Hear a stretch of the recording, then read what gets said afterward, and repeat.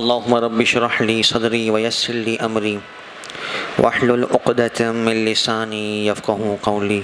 محبت سے درود پاک پڑھ لیجیے۔ اللہم صلی علی سیدنا مولانا محمد معدن الجود والکرم وآلہ وبارک وسلم صلاۃ وسلام علیک یا سیدی یا مکی یا مدنی یا رسول اللہ۔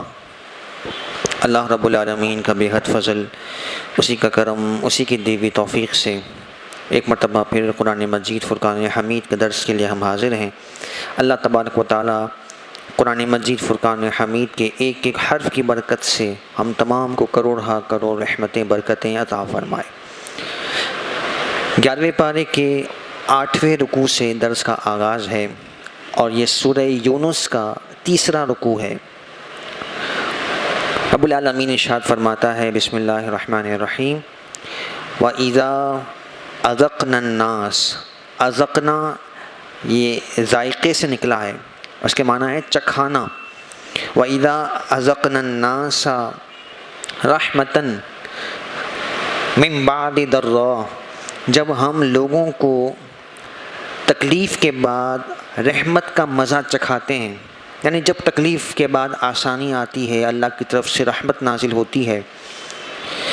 مستہم، وہ تکلیف جو انہیں پہنچی تھی، اذا لہم مکر فی آیاتنا، جبھی وہ ہماری آیتوں کے ساتھ مکر کرتے ہیں، یعنی جب اللہ تبارک و تعالی آسانی فرماتا ہے تو اس آسانی پر اللہ تعالیٰ کا شکر ادا کرنے کے بجائے وہ ناشکری کرتے ہیں اور حد درمی کرتے ہیں اور اللہ تعالیٰ کی نافرمانی میں اور آگے بڑھ جاتے ہیں۔ فرمایا قُلِ اللّٰهُ أَسْرَعُ مَكْرًا، اے محبوب صلی اللہ علیہ وسلم آپ فرما دیجئے اللہ اسرع نکلا ہے سرعت سے، یعنی اللہ تعالیٰ جلد خفیہ تدبیر فرماتا ہے۔ اِنَّا رُسُلَنَا يَكْتُبُونَ مَا تَمْكُرُونَ، بے شک ہمارے فرشتے لکھتے ہیں جو تم مکر کرتے ہو، جو فریب کرتے ہو۔ تو اللہ تعالیٰ کے فرشتوں سے انسان کے برے اعمال پوشیدہ نہیں ہیں، تو اللہ تعالیٰ کے علم کا عالم کیا ہوگا؟ تو جو اللہ تعالیٰ کے خلاف، اس کے دین کے خلاف سازشیں کرنے والے ہیں، تو اللہ تعالیٰ کی طرف سے اگر مہلت ہے تو یہ نہ سمجھیں کہ ہم اللہ تعالیٰ کے عذاب سے بچ گئے اور اللہ تعالیٰ کے علم میں کوئی معاملہ نہیں ہے، بلکہ اللہ تبارک و تعالیٰ سارے احوال سے باخبر ہے اور اس پر ان کے ساتھ مواخذہ کیا جائے گا۔ هو الذی یسیرکم، وہ ذات کہ جو تمہیں سیر کراتی ہے، فی البر والبحر، بر کہتے ہیں خشکی کو اور بحر کہتے ہیں تری کو۔ تو اللہ تبارک و تعالیٰ خشکی میں اور تری میں تمہیں سفر کرنے کے طریقے سکھاتا ہے، تمہیں اختیار اور صلاحیت دیتا ہے کہ تم اس کی زمین میں مختلف علاقوں میں سفر کرتے ہو، اس کی قدرتوں میں غور و فکر کرتے ہو۔ سمندر میں بحری جہاز ہیں، کشتیاں ہیں، یہ اللہ تعالیٰ کی نعمت ہے کہ اللہ تعالیٰ نے انسان کو یہ صلاحیت دی ہے، اس کو یہ ہنر سکھایا کہ وہ اتنے گہرے پانی میں، جس میں ایک سوئی بھی اگر ڈبو دی جائے تو وہ اندر جو ہے وہ طے میں چلی جاتی ہے، لیکن اللہ کی قدرت دیکھیے کہ لاکھوں کروڑوں ٹن جہاز جو ہے وہ سمندر کی سطح پر لے کر چل رہا ہوتا ہے۔ تو یہ اللہ کی قدرت ہے، اسی نے انسان کو یہ تدبیریں سکھائیں۔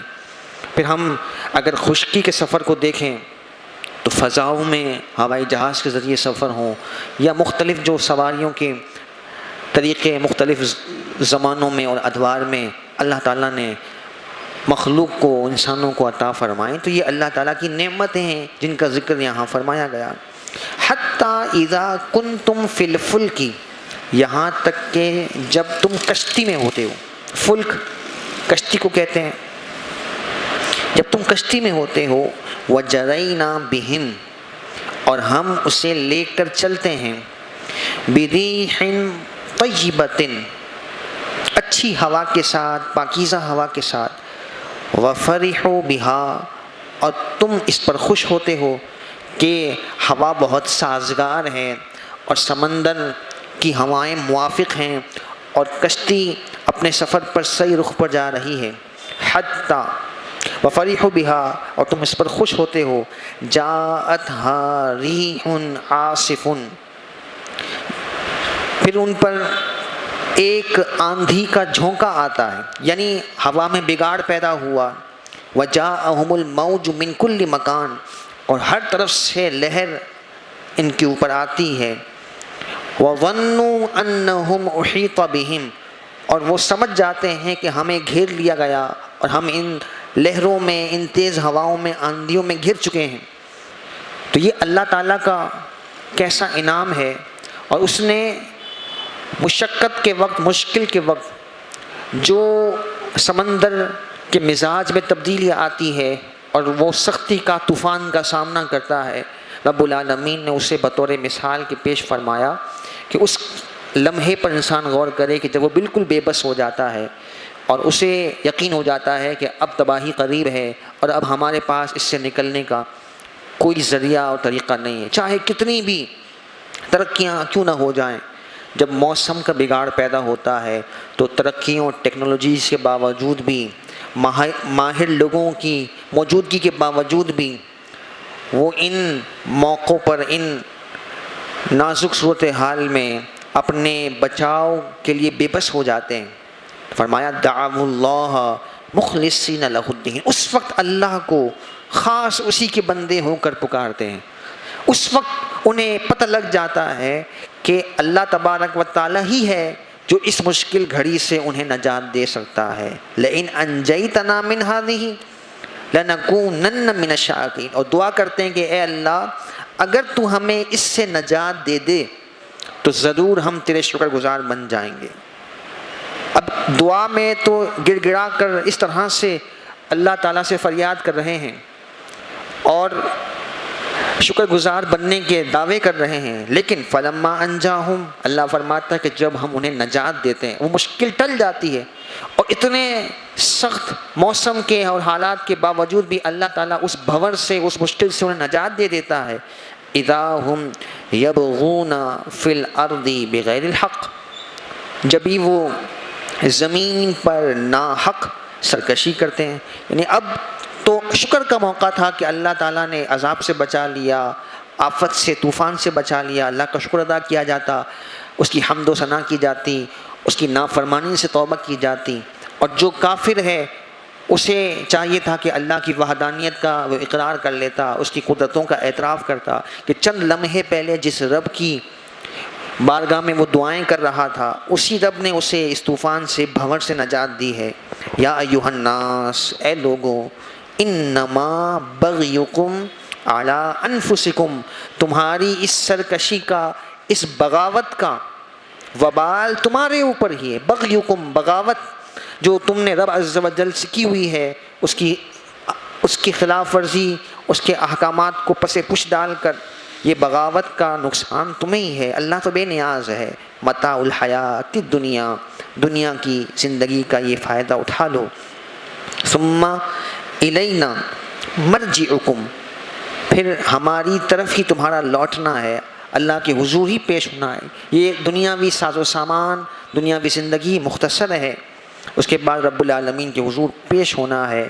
فَنُنَبِّئُكُمْ بِمَا كُنْتُمْ تَعْمَلُونَ، تو ہم تمہیں بتا دیں گے جو تم عمل کرتے تھے، تمہارے اعمال کا بدلہ تمہیں دکھا دیا جائے گا. انما مثل الحیات الدنیا، بات یہ ہے کہ دنیا کی زندگی کی مثال کماء، اس پانی کی طرح ہے، انزلناہ من السماء، جو ہم نے آسمان سے اتارا. فاختلط بہ نبات الارض، اس پانی سے، اس بارش سے زمین میں مختلف چیزیں پیدا ہوئیں. مما یأکل الناس والانعام، جسے لوگ کھاتے ہیں، چوپائے جانور کھاتے ہیں. حتی اذا اخذت الارض زخرفہا، یہاں تک کہ زمین نے جب اپنی زینت اختیار کر لی. زخرف کہتے ہیں زینت کو، جب وہ بن سور گئی، یعنی خوب اس میں سبزہ پیدا ہو گیا، خوب ہری بھری ہو گئی، اور پیداوار، کھیتیں، سبزیاں، پھل اگنا شروع ہو گئے۔ وزینت، اور آراستہ ہو گئی۔ وظن اہلھا، اور اس کے مالک یہ گمان کرنے لگے، انہم قادرون علیہا، کہ اب وہ اس پر قدرت رکھتے ہیں، اختیار رکھتے ہیں، اب یہ سارا جتنا بھی پیداوار کے ذریعے سے ہمیں اناج ملا ہے، یہ پھل ہیں، یہ سبزیاں ہیں، دیگر میوہ جات ہیں، یہ سارے اب ہمارے ہوئے، ہم اس سے نفع اٹھائیں گے۔ اب پورا اختیار ان کو اپنے اوپر محسوس ہوتا ہے کہ ہم ان چیزوں کے مالک ہیں اور اختیار رکھتے ہیں اور اس سے نفع کمائیں گے۔ اب جب کہ نفع کی پوری امید ہے، اللہ فرماتا ہے اتاہا امرنا لیلا او نہارا، لیل کہتے ہیں رات کو، نہار کہتے ہیں دن کو، امر کا معنی حکم، تو اللہ فرماتا ہے ہمارا حکم آ جاتا ہے یا تو رات میں یا دن میں، یعنی اللہ تعالیٰ کی طرف سے کوئی عذاب آ جاتا ہے، اور ایک ہی وار میں، ایک ہی عذاب کے جھٹکے سے سارے کے سارے یہ میوہ جات، سبزے، کھیتیاں سب اجڑ جاتی ہیں۔ فَجَعَلْنَاهَا حَصِيدًا كَأَن لَّمْ تَغْنَ بِالْأَمْسِ، تو ہم اسے کاٹی ہوئی کھیتی کی طرح کر دیتے ہیں، یعنی ایک کھیت جو پھل سے آویزاں ہے، اور ایک ہے کہ جب کٹائی ہو جائے بالکل ویران ہو جاتا ہے۔ فرمایا کہ ابھی اس پھل سے، اس میوے سے، اس سبزیوں سے اس نے فائدہ نہیں اٹھایا، اور اس سے پہلے ہی اللہ کی طرف سے عذاب آ جاتا ہے، اور وہ کٹی ہوئی کھیتی بالکل ویران کی طرح ہو جاتی ہے، ایسا لگتا ہے لم تغن بالامس، کل یہ تھی ہی نہیں، اور بالکل ایک لمحے میں وہ فنا ہو جاتی۔ یعنی مختلف جو تباہی کی صورتیں جو ہیں وہ کھیتوں میں، باغوں میں نظر آتی ہیں، کبھی بارش تیز ہو گئی، طوفان آ گیا، کبھی زلزلے آ گئے، کبھی بجلی گر گئی، سارے کے سارے بنے بنائے تیار کھیت جو ہے وہ اجڑ جاتے ہیں۔ تو اللہ تبارک و تعالیٰ نے دنیا کی مثال اس طرح سے یہ تمثیل کے ذریعے سے پیش فرمائی ہے۔ یہ اس شخص کی طرح ہے کہ جو دنیاوی ساز و سامان کی لذتوں میں اور اس کی فراوانی میں ایسا گم ہو گیا کہ جو رب یہ نعمتیں دینے والا ہے اس کی طرف اس کی کوئی توجہ نہیں ہے، اور جو اس کے پاس نعمتیں میسر ہیں وہ یہ سمجھ رہا ہے کہ میری محنت کا نتیجہ ہے، میری صلاحیت کا نتیجہ ہے، یا میری چالاکی اور ذہانت کا یہ نتیجہ ہے، اور جب ایک آنن فانن سب تباہ و برباد ہو جاتا ہے، پھر وہ کفے افسوس ملتا رہتا ہے کہ میں نے اس سے کوئی فائدہ حاصل نہ کیا اور ساری میری محنت ضائع ہو گئی۔ تو یہ مثال دے کر دنیا کی حقیقت کو بیان کیا گیا کہ یہی دنیا ہے جو اللہ تعالیٰ نے انسان کو آخرت کی کھیتی کے طور پر عطا فرمائی، کہ اس میں وہ محنت کر کے، اس کو آبیاری کر کے، اس کو آخرت کے لیے نتیجے کے طور پر تیار کرتا، لیکن اس دنیا کو اس نے اللہ تعالیٰ کی نافرمانی میں اور اس کے احکامات کی خلاف ورزی میں گزار کر اس حسین موقع کو ضائع کر دیا۔ کذالک نفصل الآیات، اسی طرح ہم تفصیل سے آیتیں بیان کرتے ہیں، لقوم یتفکرون، غور اور فکر کرنے والی قوم کے لیے۔ تو اللہ تعالیٰ کتنے وضاحت کے ساتھ ایسی عام مثالیں جو ہمیں نظر آتی ہیں اور جس کو ہم محسوس کر سکتے ہیں، سمجھ سکتے ہیں، ان کے ذریعے سے ہمیں نصیحت فرماتا ہے۔ واللہ یدعو الی دار السلام، اللہ تعالیٰ تمہیں دار السلام کی طرف بلاتا ہے۔ دار السلام سے مراد سلامتی والا گھر یعنی جنت، اللہ تمہیں جنت کی طرف بلاتا ہے۔ اس پر بخاری شریف کی بڑی پیاری حدیث مبارکہ ہے۔ راوی کہتے ہیں کہ نبی کریم علیہ الصلوۃ والسلام آرام فرماتے ہیں۔ حضور صلی اللہ علیہ وسلم نے یہ واقعہ خود ارشاد فرمایا، کچھ فرشتے نبی پاک علیہ الصلوۃ والسلام کے پاس آئے، حضور آرام فرما رہے تھے، اور نبی پاک علیہ الصلوۃ والسلام کا آرام فرمانا بھی کتنا نرالا تھا۔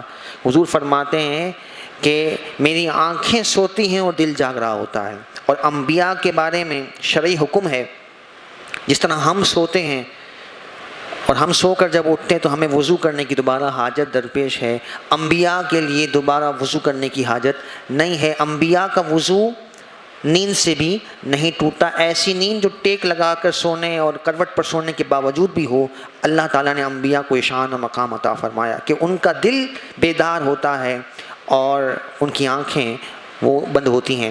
یہ اللہ تعالیٰ کی طرف سے انہیں خصوصیات حاصل ہیں، اور یہ اس بات کی طرف اشارہ ہے اگر صوفیانہ نقطہ نظر سے اس کو دیکھا جائے کہ جب انسان سوتا ہے، نیند میں ہوتا ہے، تو وہ غفلت میں ہوتا ہے اور اسے ہوش نہیں ہوتا کہ وہ کس کیفیت میں ہے، کیسے لیٹا ہوا ہے، یا کیا اس کے اعضاء کس طرح ہیں۔ لیکن اللہ تعالیٰ نے اپنے محبوبین انبیاء کرام کو اس غفلت سے جو ہے وہ محفوظ رکھا ہے، اور وہ ہر لمحے دل ان کا اللہ تعالیٰ کی یاد میں مشغول رہتا ہے۔ تو راوی کہتے ہیں کہ نبی کریم علیہ السلام نے فرمایا کہ چند فرشتے تشریف لائے، نبی پاک علیہ السلام اس وقت آرام فرما رہے تھے، تو فرشتے آپس میں، بخاری شریف میں حدیث موجود ہے، فرشتے آپس میں گفتگو کر رہے ہیں کہ حضور صلی اللہ تعالیٰ علیہ وآلہ وسلم آرام فرما ہیں۔ اس کیفیت کو، حضور کے آرام فرمانے کو اور حضور کے مشن کو، حضور کی زندگی پر کوئی مثال پیش کرو۔ فرشتے آپس میں ایک دوسرے سے مکالمہ کر رہے ہیں، تو ایک فرشتے نے کہا کہ اس کی مثال یوں دی جا سکتی ہے کہ ایک ذات نے ایک گھر بنایا اور گھر میں طرح طرح کی نعمتیں رکھیں، اور اس ذات نے اس گھر کی طرف بلانے والا ایک شخص متعین کیا، جو اس گھر میں آتا گیا وہ ان نعمتوں سے محظوظ اور لذت پاتا رہا، اور جو اس گھر میں داخل نہ ہوا وہ ان نعمتوں سے محروم ہو گیا۔ پھر فرشتے خود ہی کہنے لگے کہ وہ گھر بنانے والا اللہ تعالیٰ ہے جس نے جنت جیسا عظیم و شان گھر، جس کو قرآن نے دارالسلام کہا، سلامتی والا گھر کہا، کہ جس میں کوئی کینہ نہیں، کوئی حسد نہیں، کوئی بغض نہیں، کوئی لڑائی نہیں، کوئی برے خیال کا تصور بھی نہیں، وہ جنت کا پاکیزہ گھر جس کو قرآن دارالسلام کہہ رہا ہے۔ حضور علیہ السلام کے بارے میں فرشتوں نے یوں مثال پیش کی کہ یہ ایسی مثال ہے کہ اللہ نے ایک گھر بنایا جنت، اور ایک بلانے والا یعنی نبی پاک علیہ السلام کو متعین کیا کہ جو لوگوں کو بارہا مختلف طریقوں سے جنت کی طرف بلا رہے ہیں اور جنت کی نعمتوں سے فائدہ پہنچانا چاہ رہے ہیں۔ سمجھدار وہ ہے کہ جو اس گھر میں آ گیا، یعنی اللہ تعالیٰ کی اطاعت و فرما برداری، اس کے حبیب علیہ السلام کے حکم پر عمل کر کے جنتی نعمتوں سے وہ محظوظ ہوا، اس نے اس سے لذت حاصل کی۔ اور نامراد اور ناکام شخص وہ ہے کہ جو ان نعمتوں سے محروم ہو جاتا ہے۔ فرمایا وَيَهْدِي مَن يَشَاءُ إِلَىٰ صِرَاطٍ مُسْتَقِيمٍ، اور اللہ تعالیٰ جسے چاہتا ہے سیدھے راستے کی ہدایت دیتا ہے۔ لِلَّذِينَ أَحْسَنُوا الْحُسْنَى وَزِيَادَةٌ، ان لوگوں کے لیے جنہوں نے اچھائی کی ان کے لیے بھلائی ہے۔ اچھائی نیک اعمال، اور حسنہ سے مراد جنت ہے، تو بھلائی کرنے والوں کے لیے حسنہ ہے یعنی جنت ہے، وزیادہ اور اضافہ بھی ہے۔ مفسرین فرماتے ہیں کہ اس اضافے سے مراد اللہ تعالیٰ کا دیدار ہے، یعنی جنتیوں کے لیے جنت کی نعمتیں کافی اور وافی تھیں، ان کے وہم و گمان سے بڑھ کر اللہ تعالیٰ جنت میں نعمتیں عطا فرمائے گا۔ لیکن مسلم شریف کی حدیث مبارکہ ہے، اللہ رب العزت تمام اہل جنت کو جنتوں کی نعمتوں سے انعام یافتہ کرنے کے بعد ان سے پوچھے گا کہ اگر میں تمہیں اور نعمت دوں تو تمہارا اس بارے میں کیا خیال ہے؟ تو وہ اہل جنت عرض کریں گے مولا تو نے جنت بھی دے دی، جہنم سے پناہ بھی عطا کر دی، تو نے ہمارے چہروں کو سفیدی بھی عطا کی، جس کا وعدہ قرآن کی آیات میں ہے کہ اللہ تعالیٰ اہل ایمان کے چہرے کو چمکدار فرما دے گا، تو ہمارے چہروں کو بھی تو نے چمکدار کر دیا، جنت بھی دے دی، جہنم سے بھی پناہ عطا کر دی، اب کیا نعمت ہے؟ تو اہل جنت تعجب کریں گے، تو اس وقت پھر اللہ رب العالمین اہل جنت کو اپنے دیدار سے مشرف فرمائے گا، اور جنتی ساری جنت کی نعمتوں کے باوجود بھی جب اللہ تبارک و تعالیٰ کے دیدار سے مشرف ہوں گے تو وہ نعمت اتنی بڑی نعمت ہوگی کہ جنت کی کسی نعمت سے اس کا مقابلہ نہیں ہوگا۔ اور پھر اس پر احادیث میں روایات میں یہ بھی ملتا ہے کہ جو جتنا اللہ کا زندگی میں قرب یافتہ ہوگا وہ اللہ تعالیٰ کے دیدار سے اتنا ہی زیادہ جنت میں مستفیض ہوگا۔ وَلَا يَضْحَكُ وُجُوهَهُمْ قَتَرٌ وَلَا ذِلَّةٌ، ان اہل جنت کے چہروں پر نہ کوئی سیاہی ہوگی نہ کوئی ذلت ہوگی. یعنی اللہ تعالیٰ ذلت سے، خاری سے، رسوائی سے، چہرے سیاہ ہونے سے اہل جنت کو محفوظ فرمائے گا. اولئک اصحاب الجنہ، یہی لوگ جنتی ہیں. ہم فیہا خالدون، اس جنت میں وہ ہمیشہ رہنے والے ہیں. والذین کسبوا السیئات، وہ لوگ جنہوں نے برائیاں کی، گناہ کیے. جزاء سیئۃ بمثلھا، تو ان کے گناہوں کا بدلہ اسی کی مثل ہے. یعنی اہل جنت کے لیے، نیکوکاروں کے لیے تو یہ ہے کہ ایک نیکی کریں 10 نیکیوں کا ثواب. اور قرآن پاک کی ایک آیت میں فرمایا 700 گنا بڑھ کر اللہ ثواب عطا فرماتا ہے. تو یہ جنت کی، اہل جنت کی اور اہل ایمان کی خوبی ہے کہ نعمتوں میں اضافہ اللہ تعالیٰ اپنے فضل سے فرماتا ہے. اور جہاں تک گناہ کا تعلق ہے تو اگر گناہ گار گناہ کرتا ہے تو گناہ ایک ہی لکھا جاتا ہے. تو ایک ہے رب کا فضل اور یہ ہے رب کا عدل، انصاف، کہ جس نے جتنا جرم کیا اسی کے مقدار جو ہے اسے سزا دی جائے گی. وَتَرْحَقُهُمْ ذِلَّةٌ، ان اہل جہنم کے چہروں پر ذلت ہوگی. مَا لَهُم مِّنَ اللَّهِ مِنْ عَاصِمٍ، اور اللہ سے انہیں کوئی بچانے والا قیامت میں نہ ہوگا. كَأَنَّمَا أُغْشِيَتْ وُجُوهُهُمْ قِطَعًا مِّنَ اللَّيْلِ مُظْلِمًا، ایسا محسوس ہوگا کہ اندھیری رات کا کوئی ٹکڑا ان کے چہرے پر آ گیا. اتنی سیاہی، بدنمائی اہل جہنم کے چہروں سے چھلک رہی ہوگی. اولئک اصحاب النار، یہی لوگ جہنمی ہیں. ہم فیہا خالدون، اس میں وہ ہمیشہ رہنے والے ہیں. وَيَوْمَ نَحْشُرُهُمْ جَمِيعًا، اور اس دن ہم سب کو جمع کریں گے. ثُمَّ نَقُولُ لِلَّذِينَ أَشْرَكُوا مَكَانَكُمْ أَنْتُمْ وَشُرَكَاؤُكُمْ، تو ہم مشرکوں سے کہیں گے کہ اپنی جگہ ٹھہرے رہو تم اور جنہیں تم شریک ٹھہراتے تھے. فَزَيَّلْنَا بَيْنَهُمْ، اور ہم انہیں مسلمانوں سے جدا کر دیں گے. وَقَالَ شُرَكَاؤُهُمْ مَا كُنْتُمْ إِيَّانَا تَعْبُدُونَ، ان کے وہ شرکاء کہیں گے جن بتوں کی وہ پوجا کرتے تھے. اللہ محشر میں انہیں قوت گویائی عطا کرے گا کہ وہ ان مشرکوں سے بیزاری کا اظہار کریں گے اور کہیں گے کہ تم ہمیں کب پوجتے تھے. یعنی وہ کہیں گے کہ نہ تو ہم تمہارے پوجنے کو دیکھتے تھے، نہ سنتے تھے، اور نہ ہی ہمیں تمہارے پوجنے سے کوئی سروکار ہے. یعنی وہ بت بھی ان سے بروز قیامت بیزاری کا اعلان کریں گے. فَكَفَى بِاللَّهِ شَهِيدًا بَيْنَنَا وَبَيْنَكُمْ، تو اللہ ہمارے اور تمہارے درمیان گواہ ہے.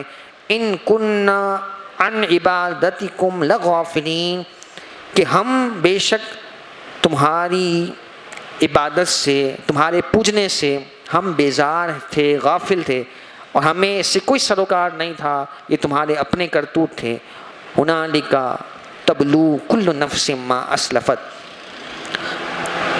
یہاں پر ہر نفس، ہر جان یہ جان لے گی کہ جو اس نے آگے بھیجا. یعنی جن بتوں پر سارا ان کا دار و مدار تھا، ان مشرکوں کا، وہی بت بروز محشر ان سے بیزاری کا اعلان کر دیں گے. وَرُدُّوا إِلَى اللَّهِ مَوْلَاهُمُ الْحَقِّ، اور سارے لوگ اللہ عز و جل جو کہ مالک برحق ہے، سچا مولا ہے، سب اسی کی طرف پھیرے جائیں گے. وَضَلَّ عَنْهُمْ مَا كَانُوا يَفْتَرُونَ، اور ان سے ان کی ساری بناوٹیں گم ہو جائیں گی. جن بتوں سے ان کا تعلق تھا وہ بت بھی ان سے بیزار ہوں گے، اور پھر اللہ تعالیٰ کے عذاب سے وہ نہ بچ سکیں گے. اللہ تبارک و تعالیٰ ہمیں اپنے عذاب سے محفوظ فرمائے، اہل جنت میں رب العالمین ہمیں شامل فرمائے. آمین بجاہ نبی الامین.